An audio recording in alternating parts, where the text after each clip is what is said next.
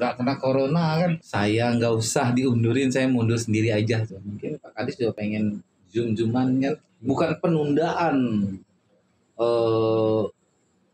sekolah.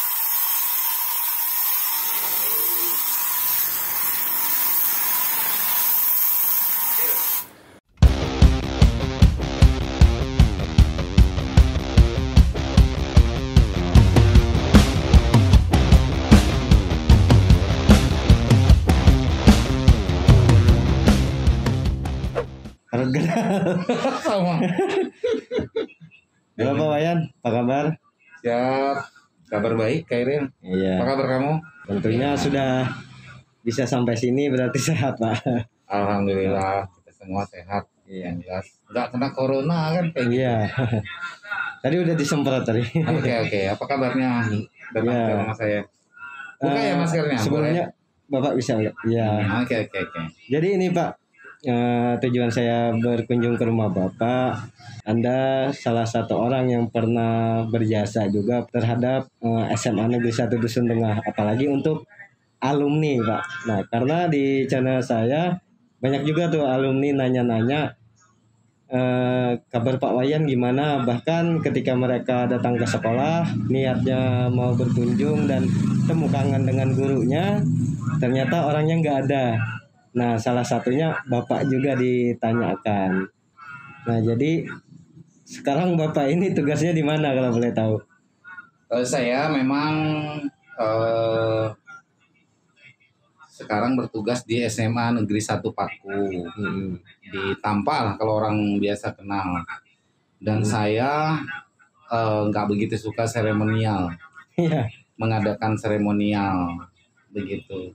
Jadi pada saat saya itu mendapatkan SK mutasi, diangkat sebagai kepala sekolah dari guru biasa, karena saya tidak pernah mengusulkan, ya sebagai konsekuensinya saya harus menjalankan apa yang tertulis di dalam SK itu.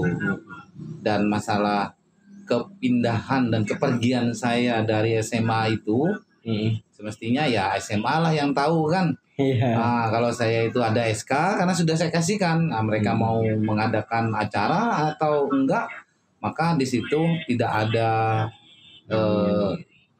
pengaruh dari saya. Jadi kalau ada acara ya saya terima, kalau enggak ada ya inilah saya, orangnya tidak pernah bermasalah dengan hal-hal yang berbau keramaian atau apapun begitu. Nah, gitu kira-kira. Ya, makanya saya di sini mewakili audiens saya Pak yang menanyakan kabar Bapak. Kalau saya sebenarnya tahu, cuma untuk sekedar mewakili tadi. Sudah berapa lama Pak di SMA 1 Paku ya? Iya betul. Saya itu tahun 2016 dapat SK-nya. Jadi kalau dihitung sampai sekarang 2020 ya jalan 4 tahun gitu. Karena saya kepindahan saya itu di pertengahan. Pada saat anak-anak itu selesai ujian, nah itu sudah selesai kegiatan kita, lalu muncullah SK itu yang sama sekali saya itu nggak menduga sebenarnya, tapi karena dipilih mungkin atau apalah, nggak tahu juga saya. Dan saya orangnya, prinsip saya jalankan tugas sesuai dengan apa yang kita mampu. Kita tidak meminta. Kalau kita ditunjuk itu berarti orang mempercayakan kepada kita. Maka saya sebagai seorang ASN, saya menjalankan apa yang ada di dalam SK itu. Dan hari itu saya terima SK, hari itu juga saya langsung datang ke sekolah itu. Konfirmasi supaya mereka itu enggak gimana gitu. Dan mereka enggak kaget. Ini sambilannya ya. Iya. Ini sambil zoom, sambil monitor aja nih. Enggak apa-apa, karena saya juga sebagai ketua PGRI di Kecamatan Paku, maka saya tanggung jawab dan saya sudah hadir, tinggal monitor saja ini, enggak masalah. Oke, jadi saya 2016 sampai sekarang berarti jalan 4 tahun, dan pada saat pertama saya datang ke sana, saya hanya berkata bahwa saya duduk di sini jabatan ini karena SK, bukan karena siapa-siapa. dan saya bila tidak bisa merubah SMA Paku ini, saya nggak usah diundurin, saya mundur sendiri aja, saya bilang gitu. Iya. Dan alhamdulillah 3 tahun di sana itu sekarang perubahannya sudah Hmm. cukup banyak. Jalan-jalan nanti ke sana. Iya, mudah-mudahan nanti bisa ke sana. Dan yang sangat saya ingat dari Bapak yaitu Bapak guru pertama saya di SMA, guru TIK, Pak, mengajarkan saya komputer. Oh iya ya. Nah, sebenarnya Bapak dulu basicnya apa sih? Asli saya adalah guru mata pelajaran fisika. Tapi dari wajah saya nggak tampak kayaknya pinter-pinter apa gitu. Lebih banyak orang ngelihat saya itu guru olahraga lah, pembina. Nah kemudian saya itu sering sebelum saya full ngajar fisika itu dulu, pertama saya tugas di Buntok, saya itu malah ngajar kesenian, keterampilan, geografi, malah pernah ngajar biologi. Nah terus ya ngajar fisika. Fisikanya malah dikit karena dulu itu di sana banyak guru fisikanya. Jadi makanya mereka lebih kenal saya itu malahan banyak yang bilang saya tuh guru olahraga karena sering nemanin anak-anak kemana gitu, sparring, pertandingan, ikut apa lomba-lomba. Nah, malah mereka nggak ngira kalau saya itu guru. Ada yang nyebut saya tukang ojek dulu di Buntok itu. Oh jadi Bapak sebelum di SMA Negeri 1 Dusun Tengah pernah di Buntok juga SMA? Ya. SMA berapa kalau boleh tahu? Saya itu lulus dari Unpar itu kelas jauh IKIP Malang. Jadi kuliahnya di Unpar tapi yang menyelenggarakan IKIP Malang. Iya. Nah lulus tahun 89. Kemudian menunggu SK-nya karena dikatakan bahwa kami itu tanpa tes. Nah akhirnya ada tes juga. Ternyata lalu saya tahun 91 yang tanpa tes itu hilang. Saya nggak membahasnya. Nah berkasnya entah kemana. Lalu yang harusnya itu tahun 90 saya udah kerja, keundur tahun 91. Nah itu saya tugas di Buntok SMA Negeri 1 Dusun Selatan, atau orang kenal dengan SMA 1 Buntok. Kalau sini kan SMA 1 Ampah ya kan, kotanya gitu. Lalu pindahlah saya ke Ampah. Nah di Ampah saya ketemu dengan teman-teman di sini, dan di sini lebih membutuhkan saya rupanya.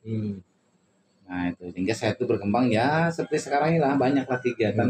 Berceritain bisa nggak cukup nih waktunya. Iya, karena itu tadi Pak ya di sana mungkin oleh guru fisikanya banyak juga. Kebanyakan itu. Ada Pak Huda, ada Pak Dwi, ada Pak Wantono, ada saya berarti, terus ada Ibu Betty lagi satu. Masa satu sekolahan ada 5 orang guru fisikanya. Jadi saya mah nggak dapat ngajar fisika. Karena ada 1 orang lagi guru senior, guru intinya orang matematika, namanya Pak Bambang, malah dia jadi guru inti fisikanya. Karena dia datang lebih dahulu dan dia memang bagus ngajar fisikanya daripada karena basicnya matematiknya bagus. Malah dia lebih senang ngajar fisika daripada matematik karena ada tantangannya di situ mungkin. Nah itu jadi saya akhirnya memutuskan pindah aja lah ke sini. Kebetulan di sini juga kampung istri saya. Jadi saya di sini ini cuma numpang aja, numpang makan, numpang tidur, numpang numpang segala. Ya berarti dari SMA Buntok ke SMA 1 Dusun Tengah, sekarang di SMA Paku, mengenai pembelajaran daring Pak. Nah untuk di SMA 1 SMAN 1 Paku gimana sih, apakah daring dan luring atau gimana? Jadi kami di sana itu kemarin kan ada instrumen ya, kita isi instrumen PJJ itu, saya ngisi, kita isi di sana itu campuran daring dan luring karena kondisi geografisnya yang memang tidak memungkinkan untuk mendekati daring 100%. Ya, jadi campuran daring dan luring. Daringnya ada jaringannya, yang luring itu untuk anak-anak yang tidak ada jaringannya. Dan saya perkenalkan bahwa saya pakai itu kayak pengiriman itu JNT. J itu jaringan, T itu teman. jaringan dan teman. Oh, bukan yang itu. Bukan pengiriman itu. Nah, jadi tapi dia kan lewat itu juga alatnya. Artinya teman-teman yang tidak punya jaringan itu memakai teman. Ada siswa yang blank spot gitulah, Iya, anggap gitu. spot. Atau dia bermasalah dengan sarana, gitu, maka temannya bisa membantu karena dia punya jaringan. Makanya ada jaringan dan teman. Iya. Nah itu pun belum maksimal karena kita keterbatasan. Pertamanya kita keterbatasan sarana dan kita mengusahakan supaya sarana itu sudah bisa terpenuhi. Dan mimpi saya itu sebelum Desember ini, Desember 2020, kita sudah bisa memaksimalkan. Karena kemarin itu dari hasil pertemuan dengan Kadis Pendidikan Provinsi, dia kunjungan kerja, saya nunggu supaya singgah tempat saya. Tapi Ibu Lisa mau bawa belok ke tempatnya ke SMK Paku, Perbanton. Nah, jadi saya terlewati. Jadi saya hanya memoto teman-teman saya yang sudah menunggu, mereka Ibu Dina dan kawan-kawan, bahwa sebenarnya kami siap untuk menerima Pak Kadis, tapi karena tidak ada di dalam schedule, hanya ada lewat rutenya gitu aja, jadi dia lewati. Nah itu yang bikin di SMA kemarin itu sampai sore. Dan katanya nanti lanjut dengan Zoom itu. Mungkin Pak Kadis juga pengen Zoom-Zooman kan. Iya. Lagi in sekarang itu. Zoom meeting. Nah itu. Jadi begitu. Nah terus mengenai PJJ, kita dari minimal itu dengan menyampaikan tugas lewat WA group. Jadi kita sudah punya nomor HP, teman-teman sudah membuat grup mata pelajaran dan grup wali kelas, siswa dengan wali kelas, jadi semua ada. Nah itu lalu bagi yang tidak punya jaringan, ya materinya dikirim lewat WA, lalu temannya yang punya jaringan ngasih tahu yang nggak punya jaringan, makanya JNT. Nah begitu. Nah terus sampai saat ini kita belum pernah Zoom, ya ilmunya belum sampai, baru sampai GCR, Google Classroom. Nah itu pun bermasalah, gurunya bikin Google Classroom, muridnya nggak ada. Jadi tadi saya dapat, wah masalahnya berapa siswanya? Saya bilang, ada paling banyak 15 siswanya. Nah, itu pun bisa dilihat kenapa dia masuk, kenapa dia tidak masuk. Ya, kendalanya ya jaringan. Kayak gitulah, sarana dan jaringan. Nah, itu jadi kalau teknologi sebenarnya nggak bisa dikatakan sebagai kendala karena semua kalau dilihat HP-nya rata-rata Android. Nggak bisa komputer bohong karena Android itu sudah ya aplikasinya sekian-sekian. Nah kalau mungkin sinyal bisa jadi, paket data mungkin bisa jadi. Tapi sekarang setelah pemerintah memberikan bantuan kan sebenarnya nggak ada masalah. Kalau saya sih setiap guru 1 bulan 100.000 saya bantu paket data. Dengan catatan mereka punya jurnal, ada kegiatannya dan di print out. Dan kalau datang pengawas tinggal membuktikan saja bahwa mereka benar-benar bekerja, enggak sampai orang mengatakan makan gaji buta. Emang gaji itu di mana matanya saya juga nggak tahu kapan dia buta. Jadi kendala yang dialami SMA Negeri 1 Paku kurang lebih aja Pak ya dengan SMA. Umum lah itu. Mudah-mudahan kan kalau penjelasan dari Kemendikbud bukan membahas mengenai corona begitu, tetapi solusinya, bukan penundaan sekolah mundur kayak dulu kan ada isu mundur semesternya mundur. Nah itu bukan itu, tapi bagaimana caranya semester itu tetap jalan, semuanya tetap jalan. Carilah solusinya supaya PBM itu bisa berjalan. Salah satu solusinya ya yang sekarang itu guru-gurunya aplikasi kan, kalau nggak ada ini kan dari dulu aplikasi nggak pernah orang ngomongin kan. Zoom meeting nggak ada suara. Nah gitu, guru-guru HP jadul biasa aja. Kalau sekarang sudah kan kemajuan itu Android, Nah, BDR, begawi dari rumah, bekerja dari rumah, berdiam di rumah. Jadi kira-kira itulah dulu pendapat saya mengenai PJJ itu. Yang jelas apapun cuacanya kita tetap belajar. Ya, apapun suasananya kita tetap harus belajar. Karena dengan belajar itulah ya mungkin tujuan pendidikan itu bisa tercapai. Lah kalau diem aja kan nggak ada apa-apanya. Kapan lagi kan hanya menambah umur saja, paling nanti ulang tahun nggak ada naik kelas kan kalau dia setengah tahun itu. Nah itu. Sebelum jadi guru, pengalaman Bapak. Oke, saya cerita aja ya kalau gitu. Saya ini dari keluarga tidak mampu.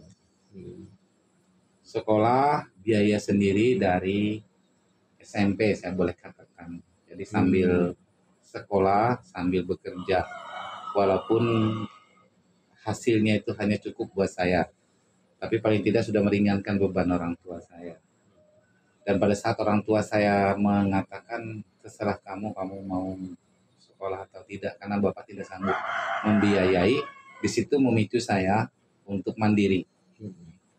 Jadi saya berusaha untuk sekolah sendiri.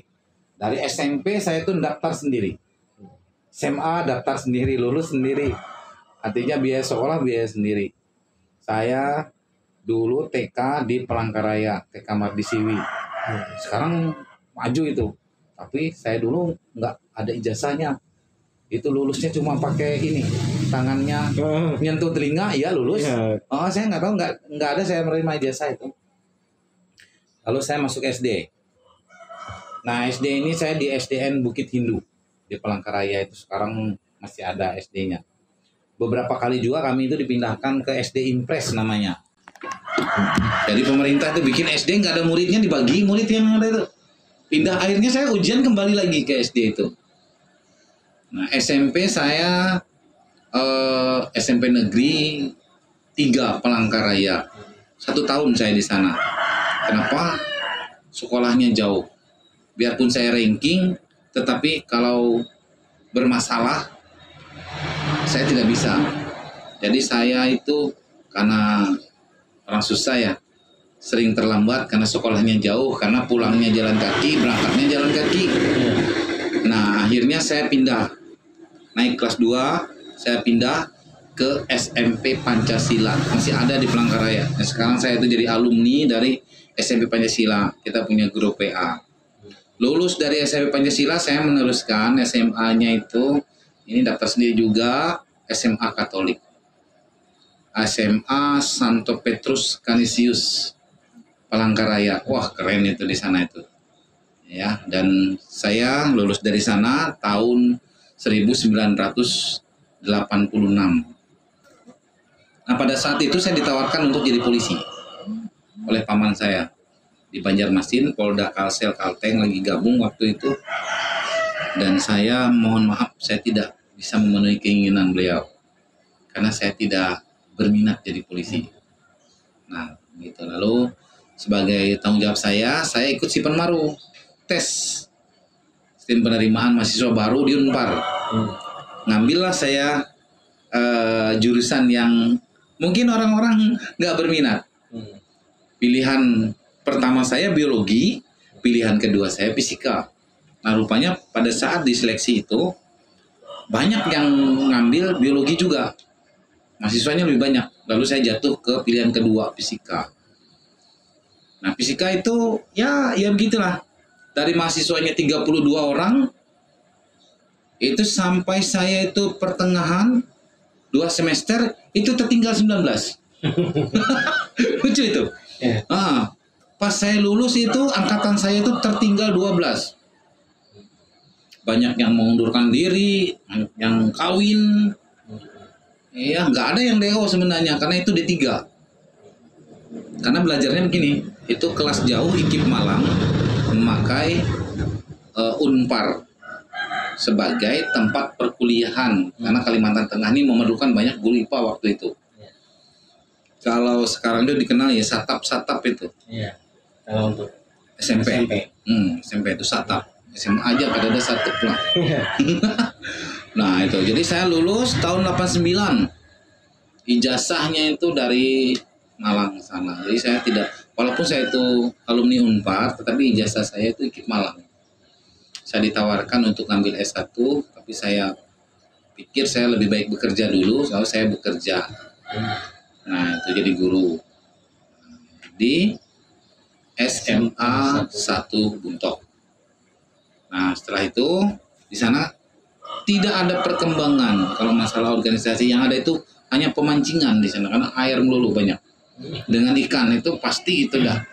Nah lalu saya pindah, saya pindah ke Ampah. Jadi pindah ke Ampah, saya mulai dari nol. Saya datang ke Ampah itu tahun 96 sebagai titipan, tahun 97 itu sudah keluar SK pindahnya. Dan di Ampah inilah mulai ada hawa yang baru. Ya walaupun banyak kendala, tetapi kita bisa sama-sama itu merasakan bahwa memang kalau dia itu dianggap mampu, dia boleh dikasih kepercayaan.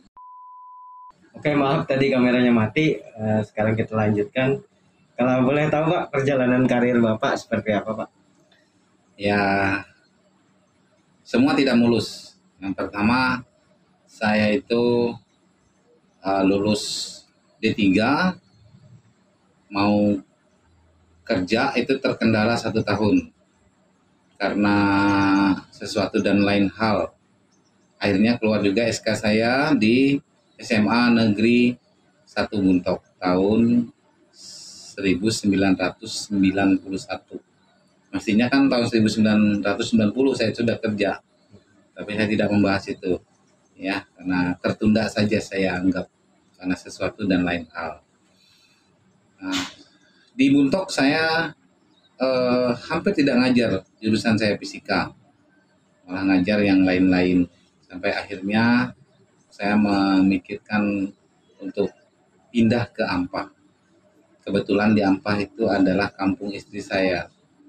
Jadi sambil mendekati orang tua istri saya yang sakit-sakitan, nah itu jadi saya pindah tahun 1996.